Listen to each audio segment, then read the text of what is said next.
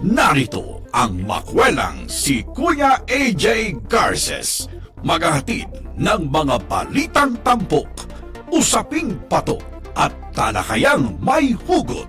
Tonight with Kuya AJ. Magandang gabi muli mga kabayan. Kumusta na kayo dyan? Ngayon ay August 18, it's Tuesday. Ito ang inyong programa tuwing gabi, ang Tonight with Kuya AJ. Yan, 8 to 8:30 po yan, gabi-gabi. Oo. At ngayong gabi ay patuloy nating pag-uusapan ang mga bagay-bagay, mga lugar, paborito niyong pagkain. Dito sa ating area, ang North Luzon. Isa sa mga pag-uusapan natin ay ang mga probinsya na bahagi ng North Luzon na bihira minsan mapasyalan. Pero kailangan nating puntahan upang mas marami tayong madiskubre sa mga probinsyang ito na kailangan nating tawag dito, pasyalan. Dahil ito ay hindi lamang magbibigay ng kaalaman sa atin, dagdag kaalaman sa kultura, sa kaalaman sa geografiya. Yan. Para ito naman ay sama-sama tayo sa ating pamilya na bisitahin. Minsan mga solo-solo lang eh. Yung mga tawag doon, backpackers. Yung iba naman ay, tawag nila doon, joiners. Naranasan nyo na ba yun?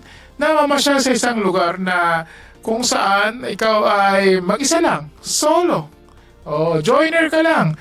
Yung mga joiners mo kasi, mga kabayan, ay may mga nagpa-facilitate. May mga mga tours, mga nagko-form ng mga hiking expedition, ng beach hopping. Pero hindi mo masyadong alam yung lugar. Pero sila, dahil nga alam nila yung lugar na yon, binubuo nila yung grupo. Minsan, ilang ba laman ng van? Convenient yun, 10. Pero pag ginawa kayong sardinas, 15. Talaga naman, yung mga L300, yung mga malaking van na 4, 12. Plus, 3 sa harapan. Di ba, 15? Ay, napakahirap kaya na sumakay na kagaya ng ganito mga katawan ko. Napaka-slim. Ay, sumakay sa katabi ng driver. At hindi lang yun. Magpapasakay pa siya ng isa. Kung ikaw na sa gitna ng driver at ng isa pang pasahero at 5 hanggang 7 oras ang biyahe. Yun na. Tell us the experience. Kaya samahan niyo ako sa isa ng mga probinsya dito sa North Luzon sa ating paglalakbay kasama si Kuya AJ sa programang Tonight with Kuya AJ.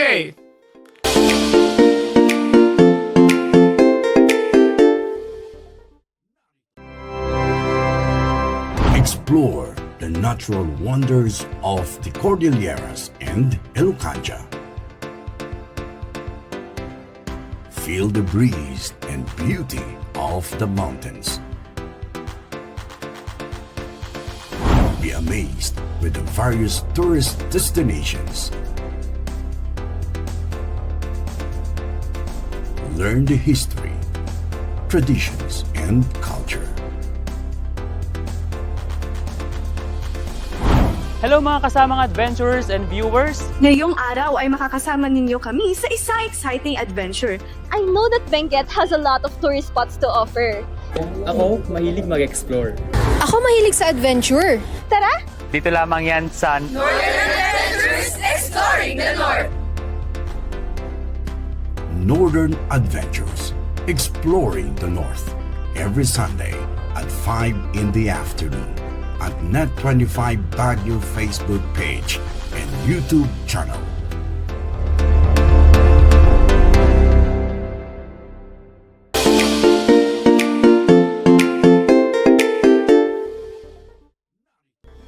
Yan, welcome back po sa ating programa.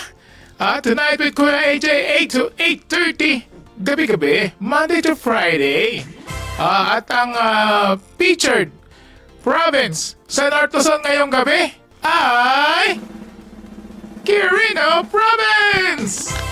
Ayan, oo. Ang Quirino Province po ay isa sa mga probinsya sa Cagayan Valley Region. Ito ay landlocked. Pag sinabing landlocked, nasa gitna ng mga iba't ibang probinsya. Wala itong dagat. Wala kang ligo-ligo ng beach dito. Pero sagana sila sa mga tourist attraction. Yan ang pag-uusapan natin maya-maya lang. Ang kapitolyo po ng probinsya ng Quirino ay ang munisipyo ng Cabarugis. Sana tama yung pronunciation ko, Cabarugis. Yan ay kapitolyo po ng probinsya ng Quirino. Ang Quirino ay ipinangalan sa ating 6th Philippine President Elpidio Quirino. Ayan, oo. Sa kanya ipinangalan yan at ang munisipyo po ng ang probinsya po ng Quirino ay merong 6 na munisipyo. Kasama yung kanyang kanyang kapitolyo. Ang Quirino po ay dahil nga ito ay landlocked, nasa gitna ng mga katabi pang probinsya. Nasa gitna siya. May paligid na mga probinsya. Ay bordering Isabela, Aurora, at Vizcaya. Nueva Vizcaya. Yan 3 probinsya nasa paligid ng Quirino Province. Ang mga munisipyo po niya ay ang Kapitolyo, Cabarugis, Difun, Aglipay, Madela, Nagtipunan, at ang munisipyo ng Saguday. 6. Ang terrain po niya ay karamihan ay mga rolling hills. Di ba? At mga mountains, yung matatarik na bundok. Kaya paborito yung puntahan ng mga nag-mountain, nag-hiking. At ito ay dinadaanan rin ng Cagayan River. Yan. At sa loob po ng Quirino Province ay may mga gandang pasyalan. Kung ikaw ay, lalo na kung ikaw ay tawag nila doon, nature lover. Kung ikaw ay mahilig sa nature tripping. Mahilig ka pa sa mga ilog. Mahilig ka pa sa mga caves. Mahilig ka pa sa mga rock formation. At sa mga iba pang yung mga views. Di ba meron mga karaniwan sa probinsya na sa atin dito sa mga kabundukan ng Cordilleras. May tinatawag tayong mga view decks. Diyan lang sa Quezon Road di ba makikita mo mga view decks. Diyan sa may papunta ng Isabela kung galing kayong Baguio sa Bukla Road. May mga view decks dyan kung saan nilalagay po ang local government o misang in partnership with the Department of Tourism at iba pang mga individual o mga kumpanya. Nilalagay sila ng mga view decks kung saan doon ka pwedeng magpicture o makita mo yung paligid ng mas maayos at mas maganda. Ayan. At banggitin na po natin yung mga iba't ibang attraction. Para ma-excite na kayo. Yes! Pag sinabing Quirino Province, ito ay sikat sa rapids. Yung rapids, ito yung yung mga malalakas na ragasa ng tubig sa ilog. Oo. Dahil nga ito ay nasa Upper Cagayan River Basin, mayroong mga portion po ng Quirino ang malalakas ang agos. Oo. Ang tawag nila doon ay rapids. Kung saan, ang isa sa mga top attraction dito ay ang Governor's Rapids. Oh, ito ay pwede ka mag-kayak, mag-swimming, at bamboo rafting. Ano mo yung bamboo rafting? Parang nagbalsa. Diba? Oo. At may mga dyan, may mga company o mga tours na nagbibigay sila ng ganong mga experience. Oo. Pwede nyo sa Facebook, sa Quirino, mga rapids nila. Kung saan, kailangan mo rin i-secure ang sarili mo. Nagbibigay sila, may mga nakasuot kayong helmets, nakasuot kayong life vest. Kailangan coordinated yan. Papalista kayo para alam nyo, kailangan safety first. Kailangan maging maayos. Yan. So kung gusto nyo na mga inaanod-anod kayo, di ba? Minsan may mga rubber boats. Meron mga ganon. Doon sila, may kayo, sama-sama kayo doon sa boat na meron lang nagilid, merong parang professional na nag-handle ng boat ninyo. Sama-sama kayo ron. Siyempre, yung experience, yung adrenaline. Para kayo nakasakay sa sa roller coaster na nasa ibabaw tubig. Aba, may malalaki pa minsan mga bato. Hindi mo parang babangga ka eh. Na-experience nyo na ba yun? Ilagay natin sa YouTube at Facebook comments niyo kung na-experience nyo na ba ang Quirino Governor's Rapids. Tara na! Di ba? Isa pa lang yan, mga top attractions lang po itong binabanggit natin. At maya-maya tingnan natin kung saan pa tayo makakarating sa Quirino. Di ba? Sabahan niyo ako sa ating paglalakbay. Yan. Kahit dito na tayo sa net, sa studio, sa YouTube. Napakasaya. Na isipin na hindi lang pala beaches, marami rin palang pwedeng pasyalan. Yung mga probinsya ng Quirino. Alam nyo, Baler, alam nyo. Alam nyo rin ang Sagada, alam nyo. Quirino kaya, ano kayang papasyalan natin doon? Pangalawa, Aglipay Caves. Yan Aglipay Caves. In which, ito yung mga natural limestone chambers at may mga stalactite. Pag stalactite ba, yung ba yung sa ibabaw? Stalagmite kasi, dalawa yan stalactite, stalagmite. Ganun ba yan? So, turo nyo nga sa akin, ano yung stalagmite, yung ba yung sa ibabaw, yung nasa ilalim. Yan. May mga iba't ibang formation, Aglipay Caves. Sa mga paglalakbay po sa cave, yan, may mga nagkaroon tayo ng mga minor experience dyan sa Sagada. Hindi biro sa Sagada kasi spelunking. Yung gapang-gapang ka na sa loob ng cave, bababa ka sa mga lubid. Yan. Iba experience kayo ba ulitin nyo pa? Di ba? Yung mga diba? Hindi, spelunking ang tawag nila doon sa mga cave. Pero di ba, dito sa mga cave, lalo dyan sa Aglipay Caves, kailangan meron talaga kayong certified na guide. Huwag kayo mag-DIY. Ayaw magbayad ng guide. Aba, mahirap yan. Kailangan yung expert at taga-ron. At certified ng munisipyo para sa pagpunta nyo sa mga cave. Maganda yan. Maganda. At yan. Ilang minuto pa lang natin pinag-uusapan yung Governor's Rapids, Aglipay Caves, dyan sa Quirino Province. Napakaganda dyan.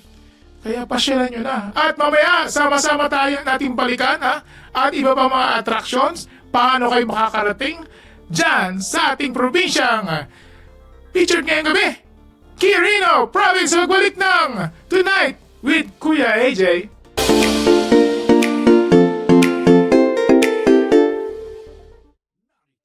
Diskusyon. Ang bagong programa na inyong aabangan. Pagtalakay sa mga napapanahon sa lipunan.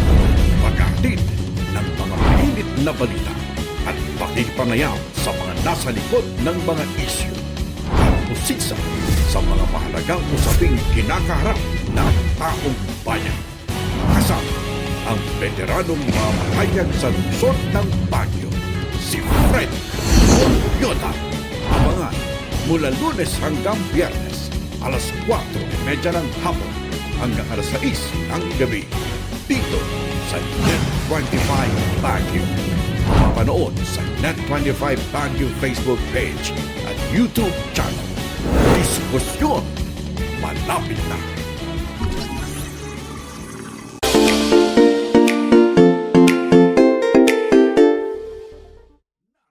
Ayan, welcome back sa ating programa Tonight with Kuya AJ. Patuloy natin pag-usapan ang mga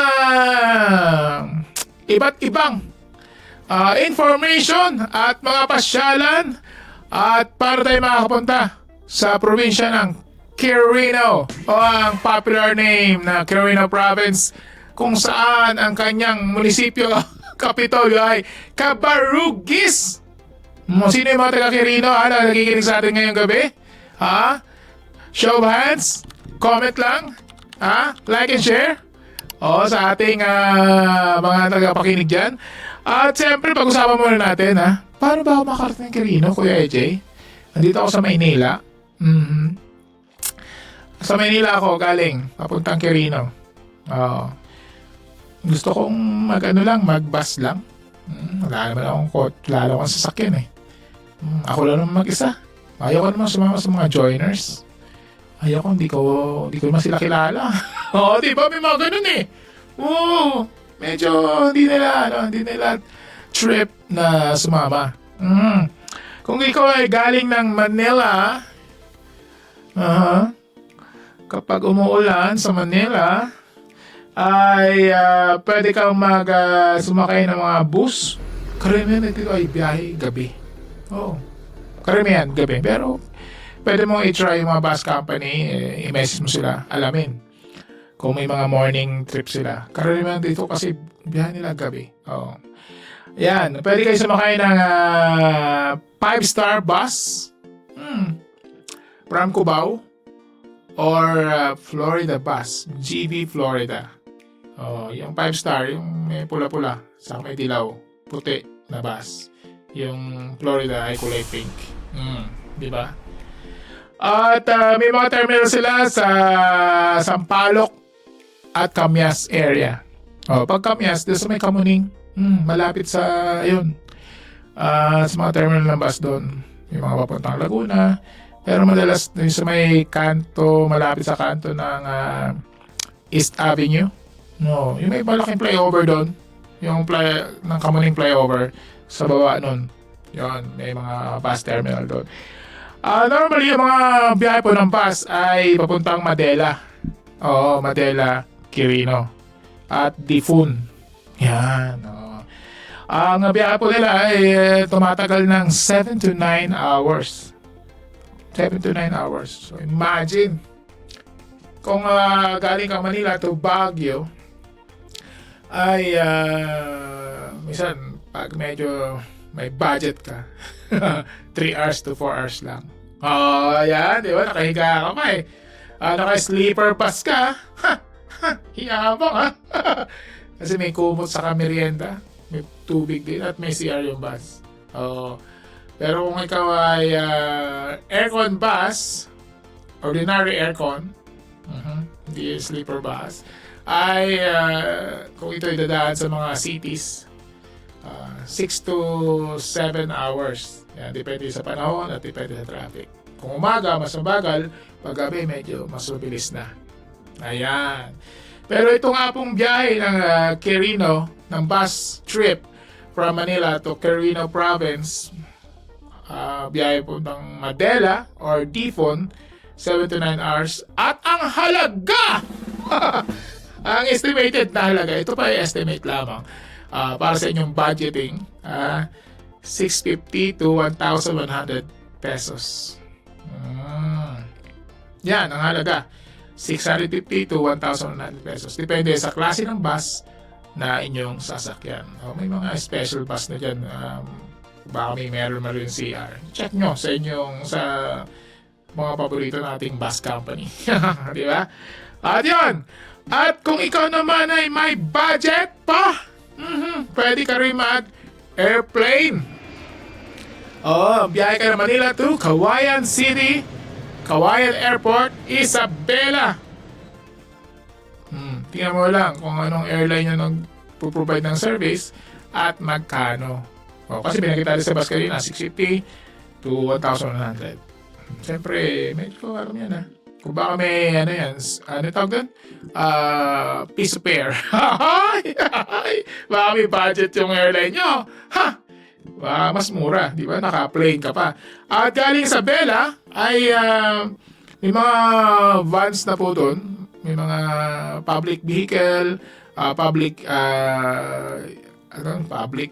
yun, mga jeep, mga vans. Yung mga van naman ay pwede kang dalhin sa Carino from Isabela, from Kawayan, mga 1.5 hours. Yan, may kalating oras na biyahe to Carino. From Carino naman, yun na. Yan, mag-i-research ka na naman dyan kung saan ka na pwedeng pumunta, saan ka tumuloy. Siyempre, siguraduhin mo na may tutulungan ka. Mga homestay, may mga hotels, may inns. Yan. Yung mga kailangan magandang review. Huwag ka magda-down. Huwag ka magda-down payment ka agad. Lalo kung di kung di ka pa sigurado legit. Marami kayong scammer ngayon sa Facebook. Nakakalungkot yun. Hindi ko alam kung bakit sila gano'n Ewan ko. Bakit tuwing umulan ganyan? Di joke. Yan. Ang biyahe po ng bus ay 7 p.m. to 9 p.m. Yan. Between that time, dyan madalas ang biyahe. Na alas 7 ng gabi hanggang alas 9 ng gabi. At dahil nasa 7 to 9 hours yan, madalas darating ka rin ng umaga. Di ba? Doon ka na mag-breakfast. Yan. Ang biyahe po ng eroplano naman ay 1 oras from Manila. Yan ang dalawang airlines natin. Yan. Tapos, yun, pwede ka nang pumunta ng jeepney, local jeep, or van from Kawayan Airport to Cabarukis or Difon sa Quirino Province. Ganun lang. Di ba? So, meron kang budget na 650 to 1,100. Depende kung mag-aeroplano ka. Plus, yung yung tutuluyan mo. Siyempre, budget mo sa food. Doon mo kaya matikman yung mga original na pagkain nila. Di ba yung experience sa Quirino. Sa Quirino Province, yung mga tao, yung pagkain, parinamit, yung accommodations, part yun ng isang buong experience, yung biyahe mo. Talaga naman. Di ba? Kung ikaw naman ay ibabiyahe, kung may private vehicle ka naman, siyempre.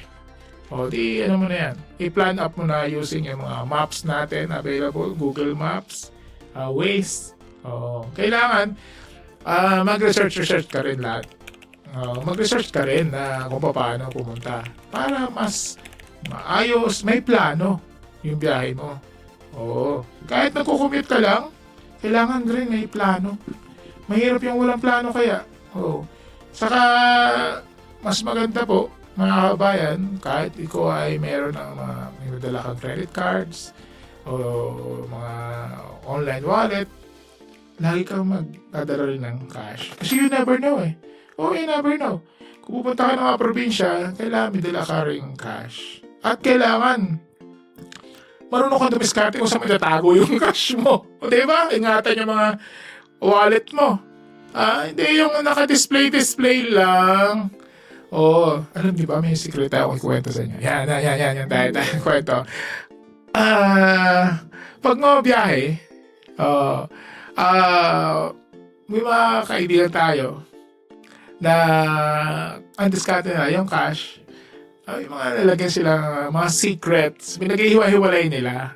Oo.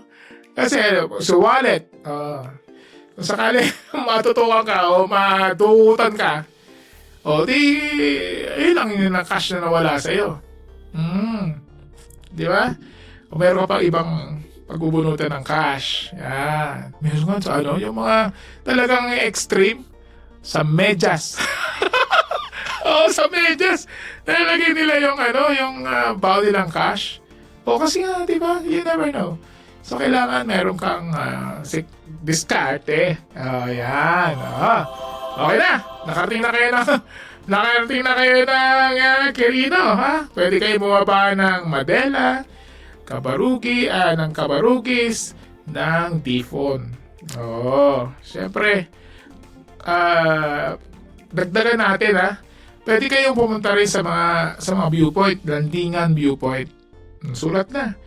Saka yung para makita mo yung mga green valleys nila, di ba? Yung Bimapur. Yan, Bimapur Rock Formation.